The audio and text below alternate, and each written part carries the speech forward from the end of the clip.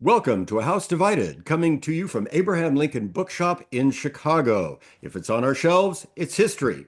My name is Bjorn Skaptason, and I'm the host for today's event. Today's event is a little different from our normal A House Divided programs in that we are going to pre-record this program. I'll upload it to our House Divided YouTube channel, and then people will have a chance to see it later. We're not going to go live this time, which is what we usually do. But there are some very good reasons why we want to have this conversation pre-recorded so that we can talk about certain topics today. And the topic we do want to talk about, which makes this a little different from a normal House Divided, is that this program is designed to commemorate Women's History Month. March, Women's History Month. And here at Abraham Lincoln Bookshop, as we have said in other programs, such as our To Take a Break with History program, in our view, Women's History Month should both celebrate women as makers of history and, in our opinion, women as writers of history, because women play an important role in telling the story of history. And now, in the 21st century, women are really blazing new trails in the writing of history. Things are changing and things are changing fast. And I hope to discuss that with our guests today. Our guests today are Professor Lesley Gordon and Professor Manisha Sinha, and we will meet them in just a moment. And we're going to talk about their books as well as talking about Women's History Month and the place of women in the writing of Civil War history. Now, let me first introduce Professor Manisha Sinha. Manisha Sinha is the Draper Chair in American History at the University of Connecticut. She's the author of The Slave's Cause, which was featured on this program, and it won the Frederick Douglass Book Prize. And Manisha has been doing many other things. She has a long biography, and so there's many other things that we could talk about. But on this program, we are going to talk about the rise and fall of the Second American Republic, Reconstruction, 1860 to 1920. It came out last year, 2024, and was published by Live Right Publishing. The cost of the book is $39.99. We carry both of these books, and you're going to have a chance to order the books off of our website. Lesley J. Gordon is the Charles G. Summerall Chair of Southern History at the University of Alabama. Her books include General George E. Pickett in Life and Legend and A Broken Regiment, the 16th Connecticut Civil War, which was featured on this program when it came out. And the book we're going to feature today is Dread Danger, Cowardice and Combat in the Civil War. It comes to us from Cambridge University Press, was published this year, 2025. It comes in paperback. It was published in paperback, costs $29.99. And you can also order that off of our website. Currently, Professor Gordon is teaching for 1 year at the U.S. Military Academy in West Point. Lesley, I did not write down the name of the appointment. Could you share that with us? Yeah, it's the Charles Bull Ewing Chair in Military History. Okay, so it's a chair in military history that has you get to spend 1 year teaching at the military academy. It's a 1 year appointment, and they bring in senior scholars like myself for the year, and we get to be part of the department. I live on the garrison, and it's quite a remarkable experience. Well, good. And thank you and welcome both of you. Thank you for coming on the program and thank you for taking time out of your day, not just to promote your book, which we want to do, but to discuss Women's History Month and women in history. Which brings us to our guests. And the first topic I want to talk about, which is women who have created history, women who've been instrumental in creating history. And I have three women that I want to bring from our antiquarian side of our business. Annie Heloise Abel 1873 to 1947. And Annie Abel was the first female historian in the U.S. to earn a PhD, one of the first female historians to earn a PhD in history. She was born in England, but came from my old home state of Kansas. She was a public school teacher first before she went on to earn her PhD in history. And she became the leading scholar in the history of American Indians and the U.S. Civil War. She has a three-volume set on American Indians in the Civil War that was published between 1915 and 1925. So Annie Abel is one of the first great female historians blazing the way in the writing of history. We're going to talk about two others, Ella Lon and Mary Genevieve Green Brainerd, later in our discussion. But let us jump right into to our discussion of women making history. And in both of the cases with these two scholars, we have scholars who are writing in fields that have, let me say, traditionally been considered male fields of study. We're talking about political history for Dr. Sinha, and we're talking about military history for Dr. Gordon. And as we have these discussions, I want you to please discuss with each other. Please chime in. Let's have this be kind of a roundtable. So I'm going to try to start the conversation with, is there anything intrinsic that makes a particular field of study either male or female?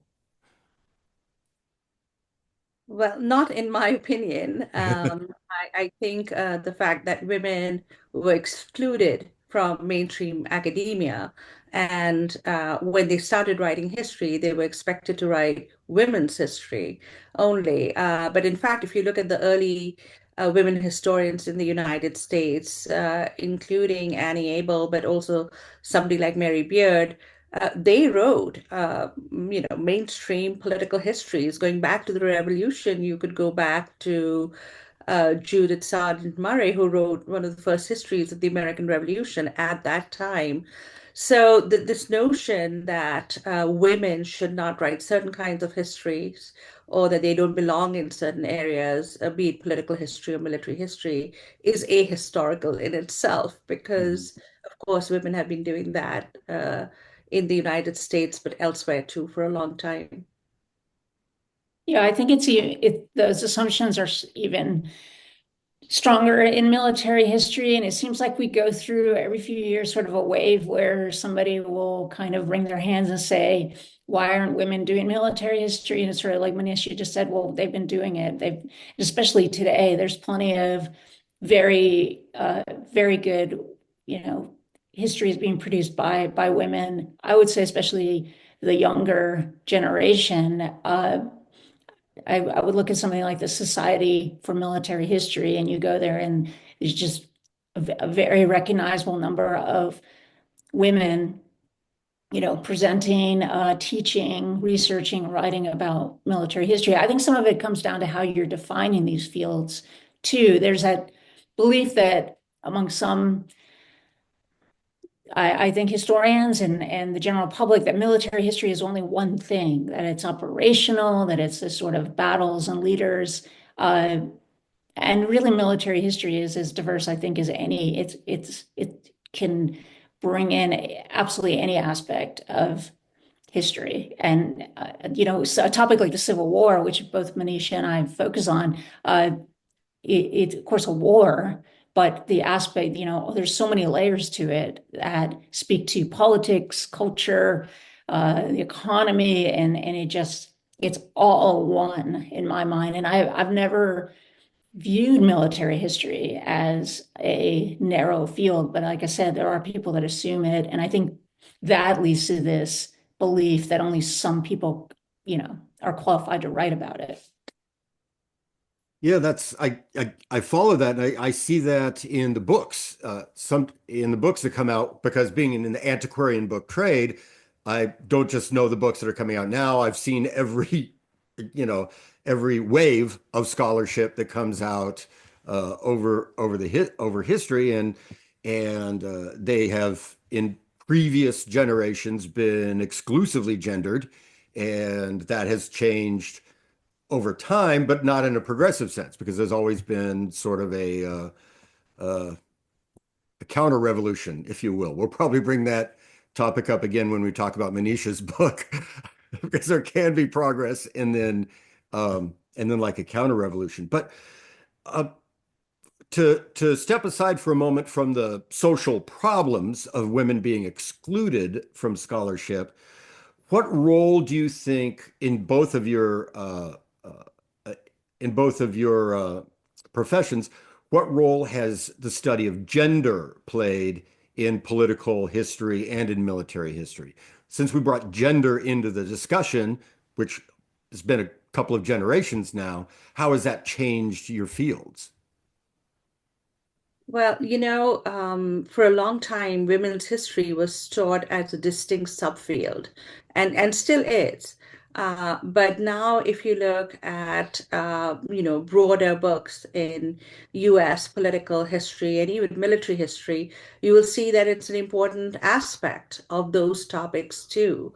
I think it bears repeating that, women do constitute a substantial amount of the population, and ignoring their experiences in history is writing really incomplete histories of the different periods that we study. And, going back to what Lesley said about military history in particular, I was an army brat, and I literally moved from one posting to another with my father. And he used to love plotting, the battles of the Civil War. And my Civil War students were always amazed that I would pay as much attention to military history as I did to women's experiences in the home front, or even, maybe sometimes disguised as soldiers, or actual women who participated at various levels. We can certainly think of someone like Mary Walker, who gets the first Medal of Honor for a woman during the Civil War. And so,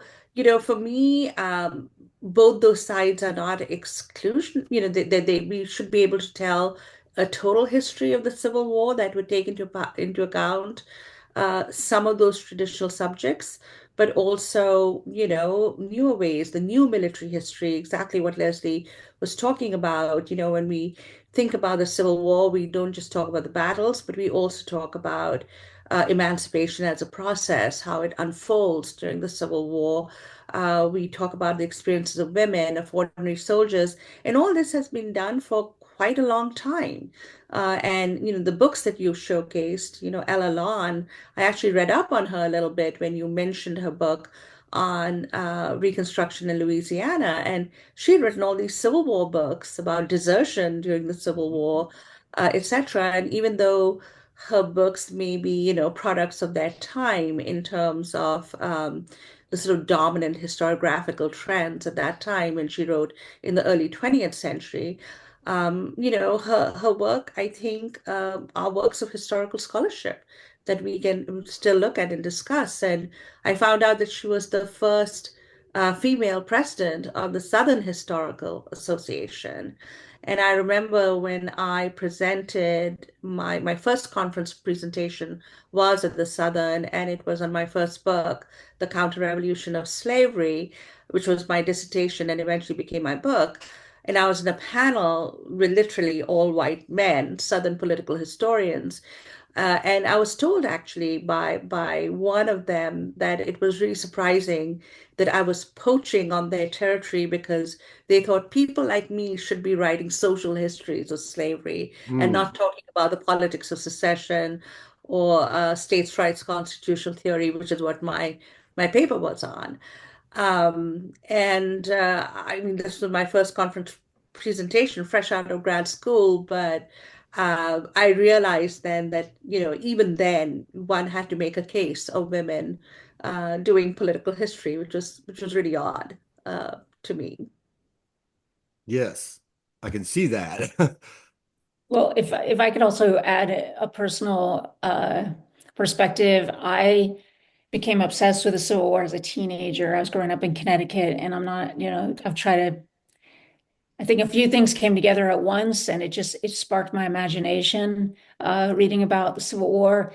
And by the time I got to graduate school, and I knew I wanted to write about, had started a project on George Pickett as an undergraduate. I knew I wanted that to be my dissertation, but I didn't want anybody to think I was a women's historian. I would cringe. I would, you know, protest. I believed at that time that if I was categorized as a women's historian, I wouldn't be taken as seriously in the field of Civil War history because there were very few role models. Uh, I mean, I can think of a handful. Anne Bailey was out there doing amazing work. Of course, there are historians like Drew Faust and Stephanie McCurry, who I think in many ways, they were Southern historians, political, cultural historians, maybe you could say social historians, and they ended up writing these really important books about the Civil War that were as much about the military experience as anything else.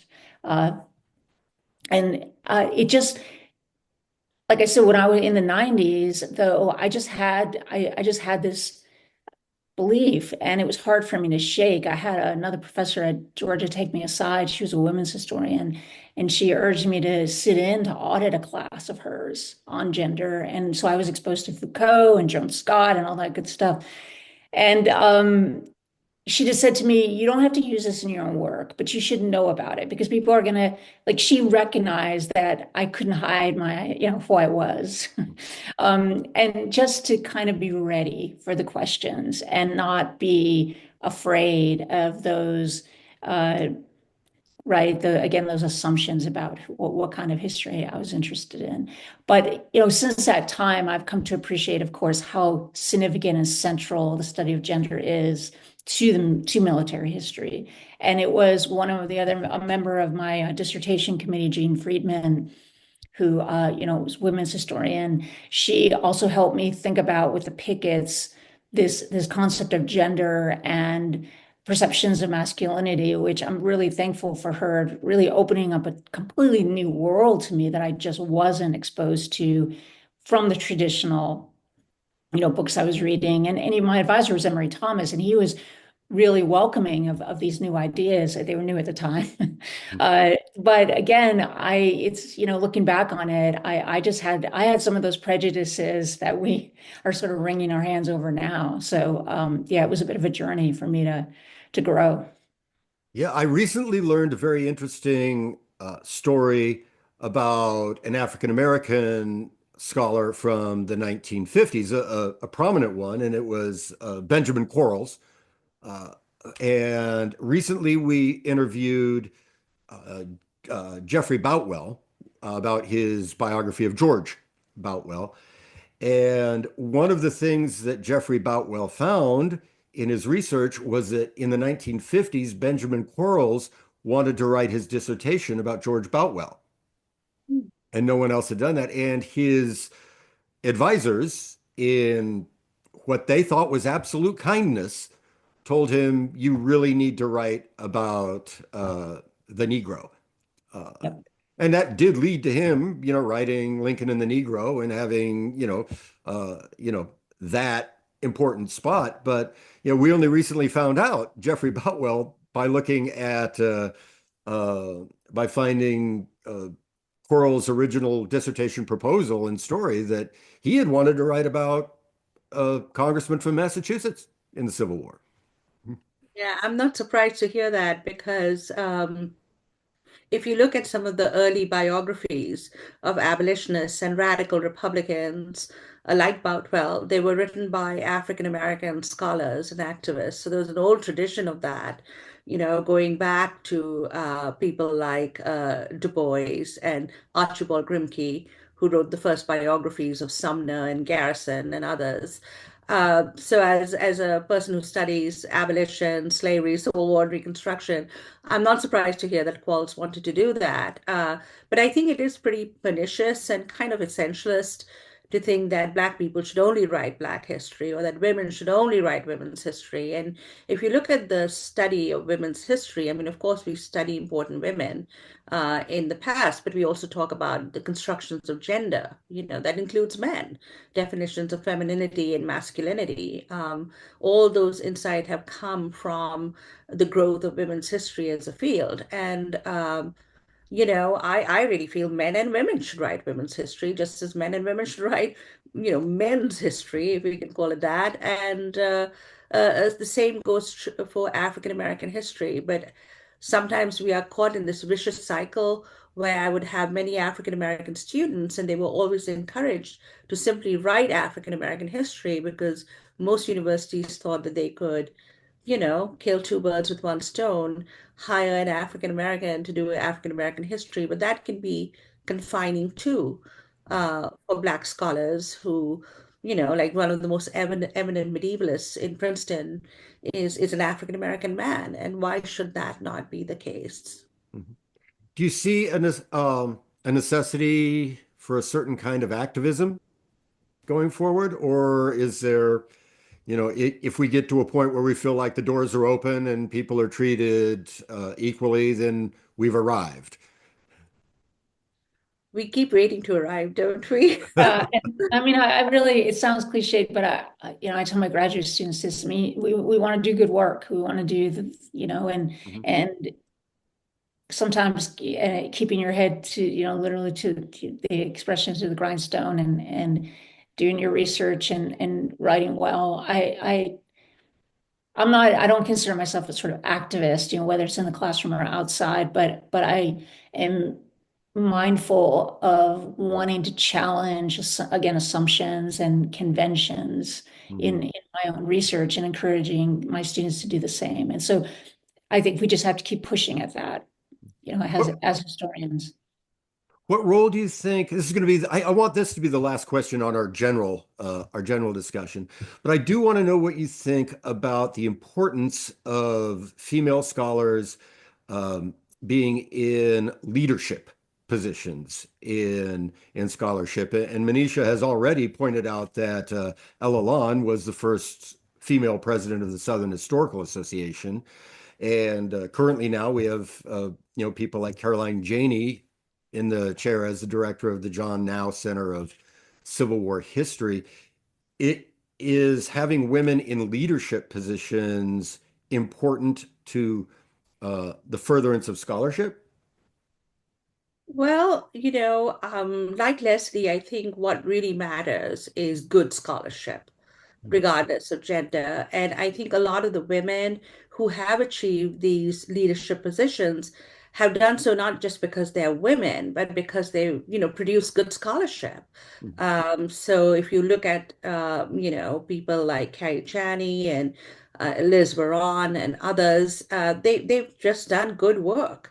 And, we've had women presidents now of the most prominent historical associations. Tavolia Glymph, who does gender and Civil War history, was president of the American Historical Association, which is our largest. And the current president of the Southern Historical Association is Laurie Glover, an excellent historian. In fact, she has a special place in my heart because she wrote the best review of my first book, The Counter-Revolution of Slavery.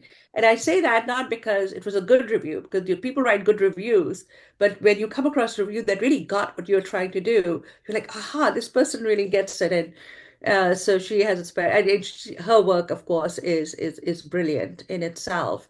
Um, and I am the president of the Society for Historians of the Early American Republic, and so I'm not just the first woman. I'm not the first woman because they've had female presidents before. They've had Mary Kelly, Annette Gordon Reed, and really some distinguished women historians who've been the president. But I guess I'm the first Indian American president of the Society for Historians of the Early American Republic. So that's some progress. Mhm. But as I do think that representation does matter, but I don't think that people should consider these women or people of color occupying these positions as simply a matter of representation. When I look back and I look at previous presidents of these, their scholarship has been impeccable. And that's what they should be judged on. And at this point, when we don't have barriers, which we had for a long time in US history, barriers against women or African Americans in higher education or in certain organizations. That is what we should be judging them on. I'm not one who thinks that, oh, we need to somehow, appoint a woman just because that person's a woman. There are just many women who are excellent scholars, and that's what we should be looking at. Yeah, I would agree with that. I also recently was president of the Society of Civil War Historians, but we've had a steady number of women, including Carrie Janney and Senator Sarah Rubin. And Amy Taylor will be the next president, and I think she'll take over in 2026. And that organization has grown and expanded and become so much more diverse, and largely because of the number of women and young women who have been involved. And so I agree. I think looking back to, as I was saying, my own experiences in the early 90s as a graduate student, it helped me to, I had role models. Many of my role models were men, but to have, the few women that would take me aside or give me new ideas to think about things, I valued that so much. And I think that matters too. Just seeing people doing something that you want to do, that you aspire to, a reflection, of different types of people. I think that's incredibly important. So right now, let's start talking about Manisha's newish book on Reconstruction. Now, I'll go back and tell you again what we're talking about. The book is The Rise and Fall of the Second American Republic, Reconstruction, 1860 to 1920. It comes to us from Live Right Publishers, and the cost is $39.99. It will be available on our website here at Abraham Lincoln Bookshop. And when I post this conversation to our Facebook account, I will put a link in the comments where you can order a signed copy of The Rise and Fall of the Second American Republic. Thank you, Manisha, for signing those book plates and sending them back to us. Now, to open the conversation, yes, we have talked a little bit about Ella Lon, and this is her reconstruction in Louisiana, which was published in 1918. And certainly Ella Lon established herself as a leading historian, but she also wrote in a certain school of thought, which we shall call the Dunning School. And Manisha's already talked about what she's learned about Ella Lon's life. But Manisha, can you explain to us what we're talking about? Because I know a lot of people aren't in academia. What are we talking about the Dunning School, and why does the rise and fall of the Second American Republic do something very important that sort of counters that school of thought? Yes, happy to. The Dunning School of Reconstruction Historiography was dominant at the turn of the century. And certainly by the early 20th century, the school that was named after William A. Dunning, a historian at Columbia, and he was very inspired by a political scientist called John Burgess, in my alma mater, Columbia. And they had a number of Southern students who ended up writing state histories of Reconstruction that perpetuated their views, which was basically that Reconstruction was an awful period of federal tyranny and black misrule and corruption in the South. And this kind of history, which W.E.B. Du Bois, the great black activist and historian, called the propaganda of history, was really trying to legitimize the rise of Jim Crow in the South and the brutal and violent overthrow of Reconstruction in the South. So, just like the lost cause mythology of the Civil War that downplayed the issue of slavery and made it a matter of Southern honor, heritage, and states' rights, well as states' rights to do what? To defend slavery, mainly. It was kind of a parallel to that lost cause mythology of the Civil War, the Dunning School of Reconstruction. And they were dominant for such a long time in mainstream American academia. When Du Bois wrote his Black Reconstruction in the 1930s, he wrote outside the mainstream academy, even though he was a PhD in history from Harvard.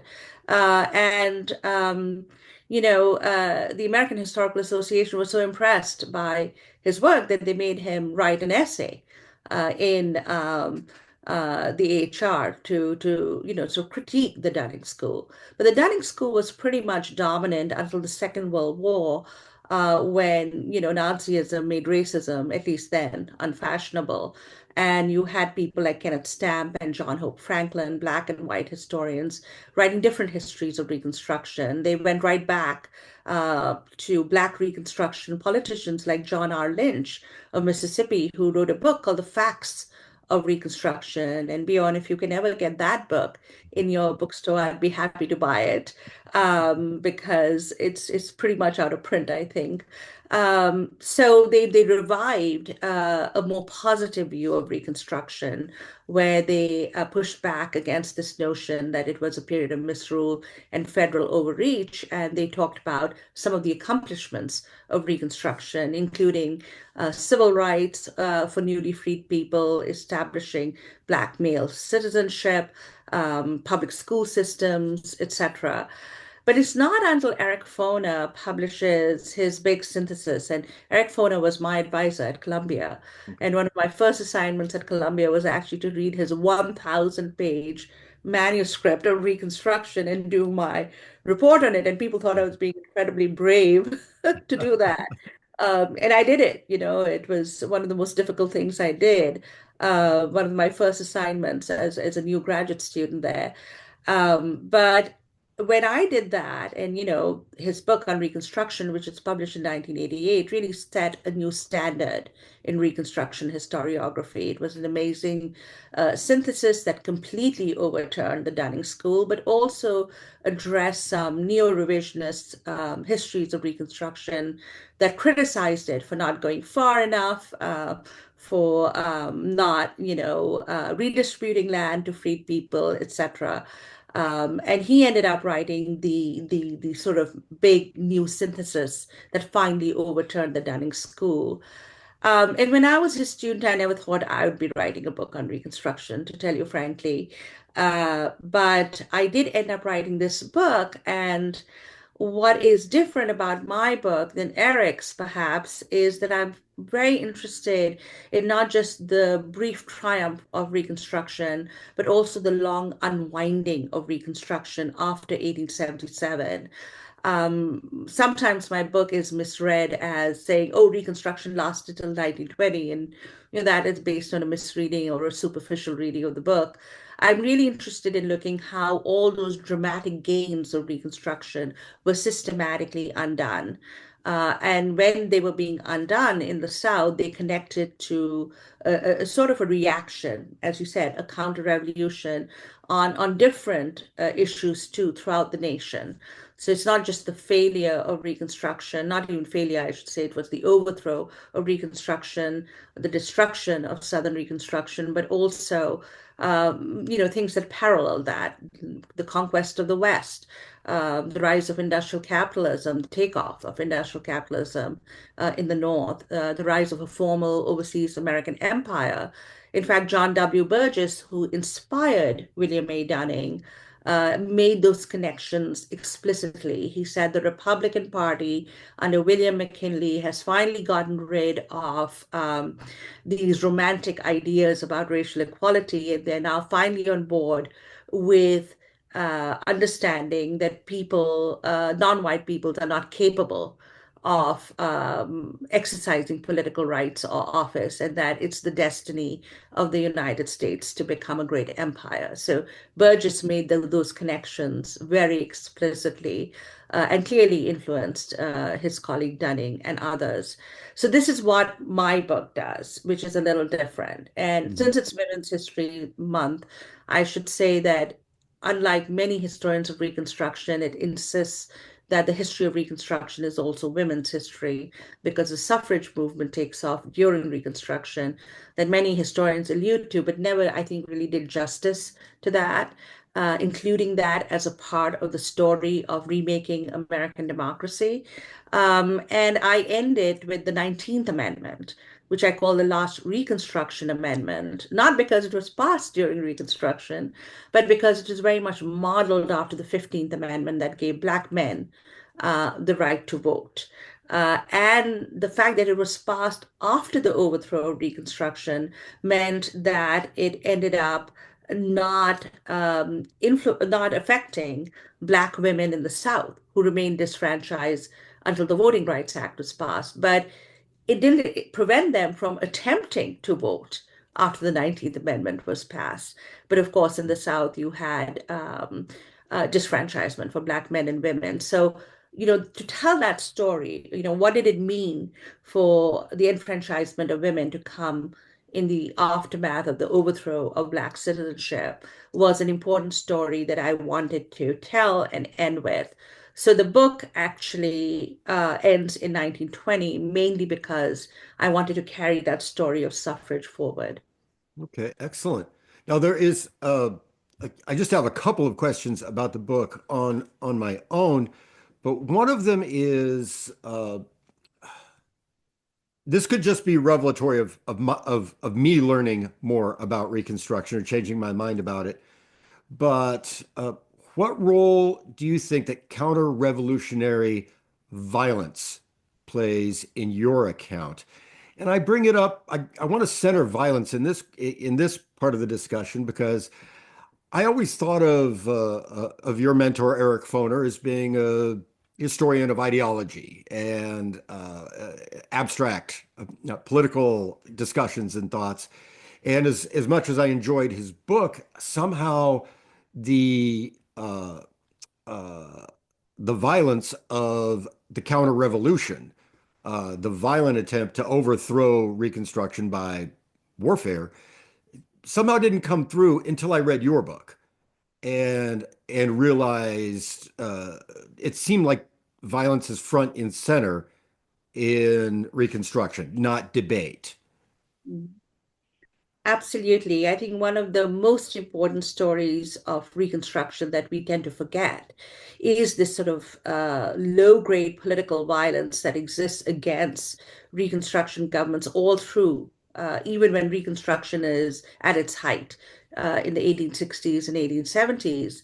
And this problem of political violence and using violence to delegitimize and destabilize state governments is something that we don't think of as occurring in United States history, but in fact it did in the South at that time in particular. And the rise of all these groups like the Ku Klux Klan, the First Klan, but also the League, the White Liners, the Red Shirts, all these paramilitary groups that are composed mainly of ex-Confederates and that are wreaking havoc in these Reconstruction states was an important problem for Reconstruction. So I didn't shy from describing that with research done in the Freedmen's Bureau records, but also research done in the Joint Committee for Investigation in the late insurrectionary states that Congress formed to investigate that level of political violence. I mean, let's not forget they assassinated a congressman from Arkansas, besides numerous state and local officials and Republican Party officials, and of course, ordinary African Americans. And I wanted to tell that story because we think of political violence as something new, or we think of this violence, the Civil War, but we tend not to look at this. Now, there were other historians of Reconstruction who've recently done that, people like Douglas Edgerton's The Wars of Reconstruction and Kidada Williams, who's really gone down deep to look at the impact, both psychological and political impact of political violence on African Americans. So there has been work done on it, but I think it's an important reconstruction story in terms of really emphasizing the political motives and the political results of the violent overthrow of Reconstruction, looking at how they use violence as a tool of politics. So I remember when, there have been certain instances of political violence in our recent past. I'm thinking of Charlottesville or January 6th. And then there were a lot of historians who were like, this is not who we are. And others say, no, this is exactly who we are. And I have a slightly different take on it, which is this is not who we should be, right? Mhm. And that I see this as a constant contestation in American history. And it's one of the legacies of Reconstruction that I think still haunts American democracy, which is people who think it's okay for them to use violent means simply because they cannot imagine Black people as equal citizens of the Republic. Yeah, exactly. Well, we're going to need to move on real quick, but I think I want to give you one last question, which hopefully will be so broad that you'll have a quick answer for it. I'll The, try. the book is The Rise and Fall of the Second American Republic. And simply the title puts to my mind a different way of looking at history than most Americans look at our own history. And certainly there are other nations, and I'm going to, for my own purposes, I'm going to use France as an example, that look at their own history, and I don't know, they're on their fifth, sixth, eighth, 15th republic, something like that. The idea that the nation rises and falls, and a chapter closes and moves on. That seems new to me. And I think it seems new to other Americans. Do you feel like part of the way Rise and Fall of the Second American Republic presents history is partly just presenting the idea that things do rise and fall? Yes, we are on the eve of the semi-quincentennial of the founding of the American Republic, and we often tell that story in a linear and progressive way. And I think that's a mistake, especially if you look at the history of Reconstruction. Historians had used other terms like the Second American Revolution or the Second Founding for the Civil War and Reconstruction, but I found using the Second American Republic actually inspired by the history of French republicanism very useful. The French have had five republics, five different constitutions, but the American Republic has been remade through constitutional amendments and through federal laws, and it's important to note those new beginnings, and it's also important to note the backlash and the overthrow of those projects.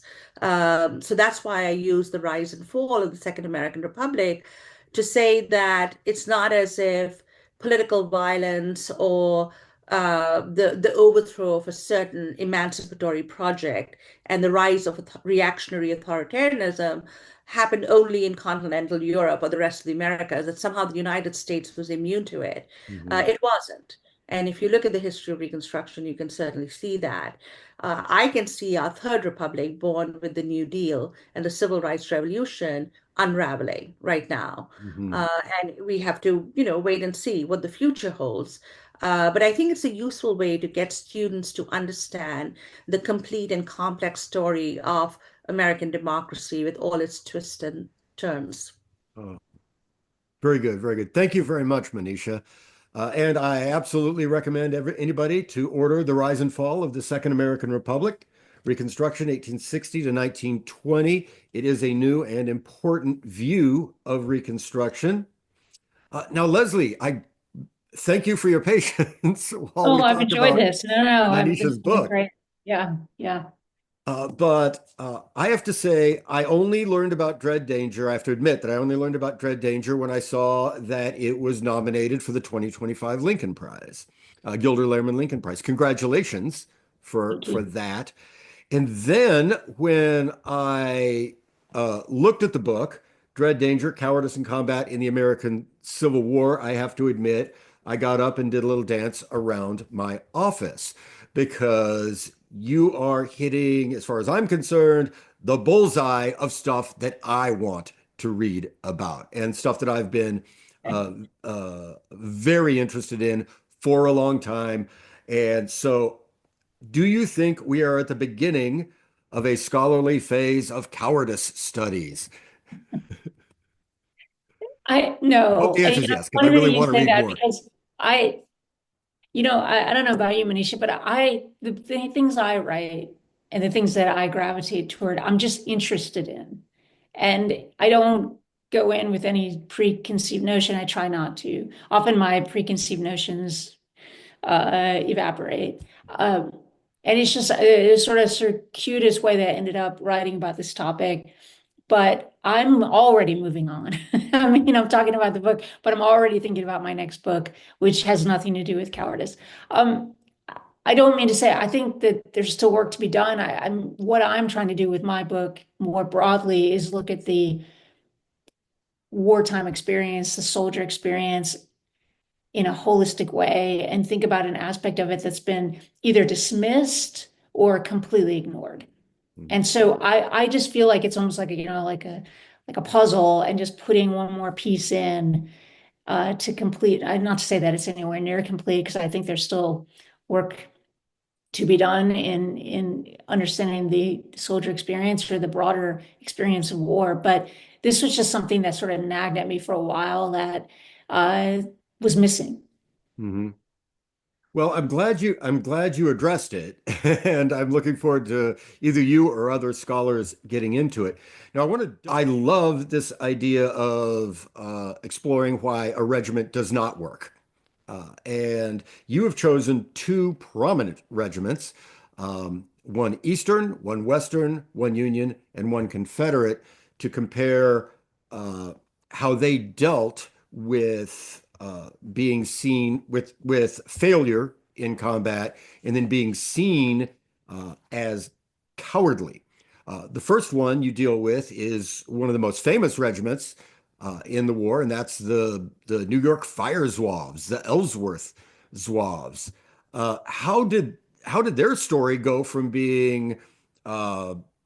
from being the heroes of New York, the firefighters, to being being cowards? Yeah, they were very famous. They aren't as well known today. Ellsworth is still known, and he had those very strong connections to Chicago and to Lincoln. Uh, So I just backtrack a little bit about the writing the book and choosing the regiments. I had discovered the Second Texas initially. I was reading Bill Wiley, and he has a whole chapter he calls cowards. I think it's called Heroes and Cowards. And he Mhm. talks about the Second Texas at Shiloh. And I just wanted some regiments that had material. I figured I'd find these accusations and then I'd go deep and read whatever I could on the sources and explore that. And so there were other regiments that came and went that there just wasn't enough. I would have people just, other historians, or when I went to give public talks and they found out about this project, they would just say, "Oh, you should look at this." But the 11th New York, I actually came across them through Harry Smeltzer, who has a blog called Bull Runnings, and it's focused on the First Battle of Bull Run. And he does tremendous work, not just discussing aspects of the battle and units and commanders and soldiers, but he also brings in primary sources all the time and he visits the battlefield and gives tours. But I met him when I was living in Pittsburgh, came across his blog, and he reached out to me and said, "You need to write about the 11th New York. You need to write about them. There's tons." And I'll just admit, again, I knew about Ellsworth, but that was it. And this was more than 10 years ago. And then I just began. And so I was trying to reassemble what happened. And I knew the plot points were there, of course, that they were led by Ellsworth. Ellsworth's going to die dramatically and tragically at in the end of May 1861. They're going to go on a bull run and flounder. And I wasn't really sure what happened next. But so I was trying to fill in the gaps, and they start out with extremely high expectations because of Ellsworth. He's been going around boasting how they're going to be essentially instant soldiers because they're firemen, because they're inherently brave, and he doesn't even need to train them. That's what he's saying to people, which of course was absurd. And some of it's his own doing. He rushes them to the front. And then, of course, he is killed because he also acts, I think, very impulsively when they enter the town of Alexandria, and he rushes into a boarding house, and he's killed by the owner, shot through the chest with a shotgun. Now, the regiment, which had already been giving him trouble, he'd been trying to train them and drill them, and they didn't like any kind of conformity. Again, these are volunteer firemen from New York City, a lot of them very working class, some Irish immigrants. They have this pride and sense of identity that it's not a soldier. It's in this the bond that they have between them as firemen, and that's going to start to break down even before they end up at Bull Run after Ellsworth's death, and they have a new commander, and this new colonel named Noah Farnham is a fireman, and he's trying to get them ready, and he's trying to get rid of actually the vestiges of the Zouave, which that's a whole nother side thing with the Chicago Zouaves. This was a company that Ellsworth created, right, the summer prior, and they would tour the country and give performances on these elaborate exercises, military exercises, in these very flamboyant uniforms based on the French Algerian Zouaves. So they go into the Battle at Bull Run, where everything pretty much goes wrong for the Union in the second half of the day, largely due to the fact that the Confederates have reinforcements. This is the first large engagement of the war, and you have green troops on both sides. Lincoln famously says this after the battle when he's so frustrated with the aftermath that, everybody's green here, but or maybe he says this before, right? I think he says this before. He's trying to get McDowell to keep moving, We're and all green alike. that's right. They're all green alike. And it just turns out it's a chaotic battle, to say the least. Mhm. And the Zouaves just find themselves in a really bad place. They're supposed to be supporting an artillery position, and they're confused. They're taking infilade fire, and they break. And they're not the only unit, again, to break. Many of them regroup and keep fighting. But after the battle, and this is what I explore in the latter chapters of that first section, is they are trying as hard as they can to not just keep their unit alive and respected and promote what they believe is the real story of Bull Run, that they fought as best as they could, but in many ways they were let down by their officers. They're fighting against an increasingly negative press that's calling them cowards. And then there's a congressional investigation, and they just never recover. This reputation they already had going into the battle as sort of troublemakers, they just can't shake it. And so that's what I explore in the first part of the book. That's a really interesting, yeah, and that's a really interesting take, and it's interesting because there's not a redemption story. They actually kind of continue to fall away. So I find it fascinating, like that the 11th New York does not have a redemption story. In fact, they essentially go out of business. And it's a strange take on a Civil War regiment, in that somebody doesn't actually do something to either muster them out or whether they recover and reorganize. In the case of the 11th New York, they just kind of stop, don't they? Yeah, I mean, there were attempts, and some of it came from the leadership in the fire department. Some of it came from other leaders, political leaders, because they had such amazing public support when they went off and left New York City at the end of April 1861 with Ellsworth at their head. But so many things were working against them, and it just became clear. They do have a remnant of the unit that's reorganized. They end up down at Fort Monroe for a little while, but they're not gonna be back in active service. Mhm. And that starts to be a problem for their officers who, they don't want to be in a unit that's just going to sit essentially on the sidelines. They want to be in units at the front. So this is also playing a role. And I think the decision to just muster them out, and many of them go on and serve in other units. That just seemed to be the best way to deal with it. And there also, I should add, there were other obviously other Zouave units, because Ellsworth had such an effect on the imagination, the sort of martial imagination of Americans North and South. There are other Zouave units, but there's also other units made of firemen. There's actually a second the second Fire Zouaves out of New York City, and I'm going to forget which unit they become, but their official designation, and they fight very, very well. They're at Gettysburg, and Hmm. and they have a more conventional service record.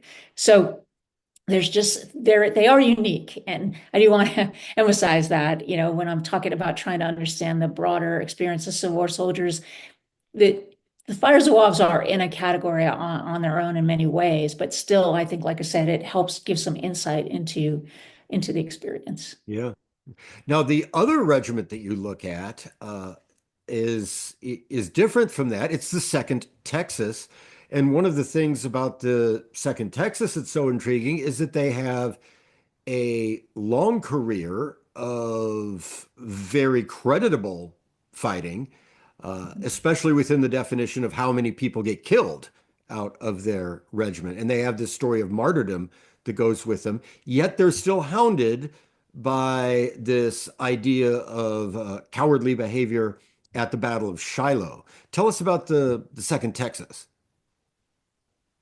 Right. They are organized there's companies that start to form in the summer of 61, and they're organized as a regiment in the fall of 61, and they're sitting in Texas for several months, and that's starting to frustrate the officers similar to the 11th New York that want to be at the front. But they are representative, I argue, of a sort of a who's who of Texas. Sam Houston, the famous hero of the Texas Revolution. His son is a private. There are other sort of luminaries from Texas history that are either officers or in the ranks. And they also wanted to be called the First Texas, and they don't get that. They miss out. Louis Wigfalls raises a regiment, and that's the First Texas, which has an incredibly celebrated career in the Eastern Theater with Lee. So this unit is going to find itself rushed to the front just days, really, well, a week or so before Shiloh. They're going to leave Texas and make their way toward Corinth, Mississippi, and then find themselves in battle soon after. And I've had people ask me about this. It is true that in most of these cases, and looking at units, allegations of cowardice, they're obviously much more common for green units. They just are, because they're inexperienced. They going into battle is just so disorienting. And so this is what's going to happen in the Second Texas. They fight actually very well on the first day, but things go wrong for them on the second day. And what's especially going to be unique about their story, as you said, they get opportunities for redemption, but the rumors of them breaking, as they did on the second day at Shiloh, that's going to hound them, and the accusations against them are going to hound them, even though they try to fight back. They try to fight back in the press, in their own service, in reports.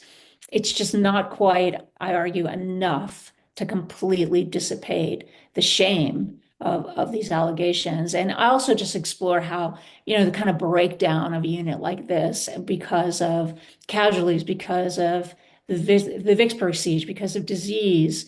By the time the unit is finally mustered out in June of 65, it's a skeleton of Right. itself in more ways than one. Now, but one really interesting difference between the Fire Zouaves, the Ellsworth Zouaves, who kind of don't have much memory, much public memory, and there is that regiment at Gettysburg that's the second Fire Zouaves that has a monument and all that. But if we go to the little town of Corinth, Mississippi, there you're going to find an absolute martyrdom story, a memory story of Colonel William Rogers, who was killed there at Battery Robinette on the 4th of October, 1862. So what did you find as far as this martyrdom tale, how that affected the cowardice tale of Second Texas? Because there is this story of the great Confederate martyr of Corinth, the Colonel Rogers going up over the ramparts and getting killed. That's right. And that what I found, and this is part of going deep into the sources, trying to understand him and how those allegations haunted him, and how upset he was. He was writing his wife in the days and weeks after Shiloh. So you've got, April to October. So in that time frame, he is agitated about those allegations. They've made their way back to Texas. They're in the newspapers. And he takes this, and I argue, as a elite slave owning white man of the South, this is an attack on his honor as much as it's an attack on the regiment's honor. And so there seems to be some evidence, or there's some interesting, I think, pieces to the story there of what happened to him, that he was having some doubts about the idea of sacrifice, right? The blood sacrifice for a redemption, the red badge of courage, if you will. Even though I imagine he doesn't say this directly, that he understood that whether it was, the high casualty numbers for his regiment or his own death, that would help cleanse away the shame. But what I found is in the right minutes before he's ordered to lead a sort of forlorn hope, a suicidal charge, that he's having some doubts. He apparently questioned the staff officer who gave him the order to make the advance. He also was wearing body armor, which doesn't quite fit with our notion of Southern, honorable death. He also, at one point, realized that he was surrounded and outnumbered, and he whipped out a white handkerchief to try to surrender. And all this was for naught. He is killed, and not just killed, he is shot multiple times, and his body is left in a ditch near Fort Robinette. And the photograph of his dead body, which is on the cover of the book, becomes a lithograph, and it's circulated. I argue too that just to me just conveys the ambivalence, really, I think, some of the ambivalence about the war and its meaning and the cost of death, human life.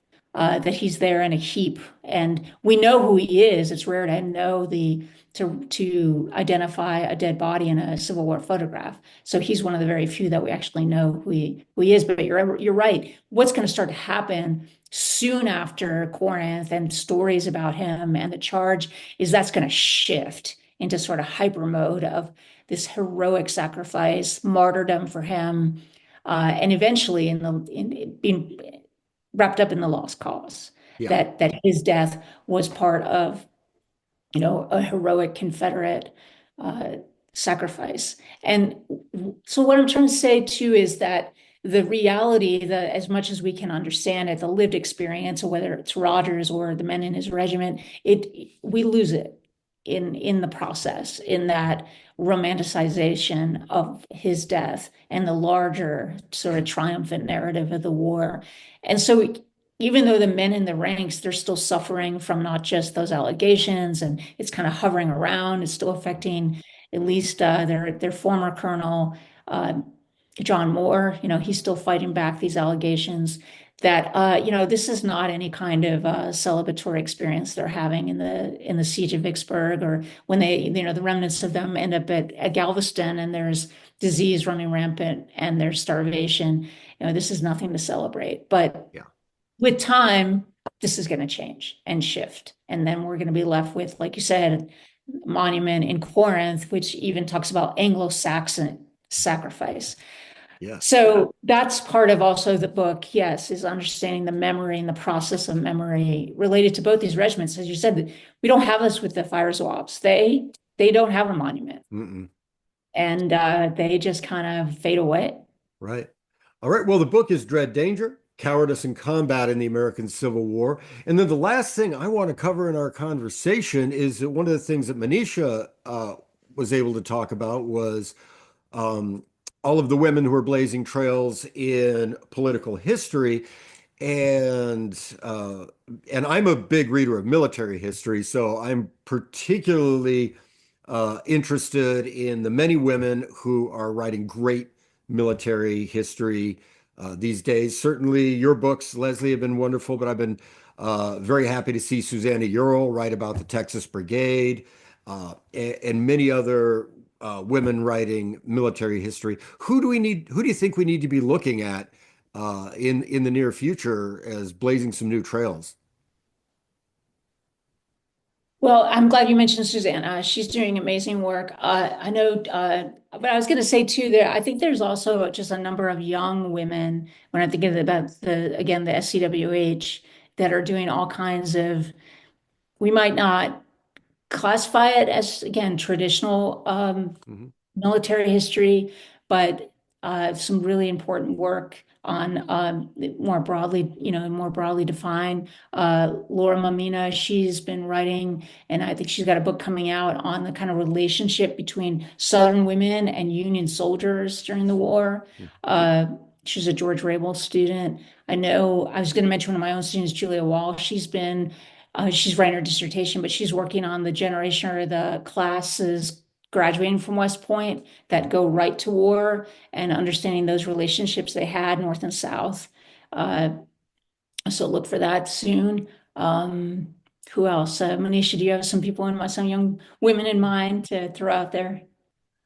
Military history is your forte, but I really like Amy Marl Taylor's work, Mhm. which is again not, which shows the connection between battles and emancipation. So it connects those two quite well. And also Glenn Brasher, who wrote that great book on the Peninsula Campaign and its impact on emancipation. So I think there are ways of doing this sort of new military history, which does not ignore battlefield confrontations, but adds new dimensions to it. Because, when I grew up, I read T. Harry Williams, and some of Mhm.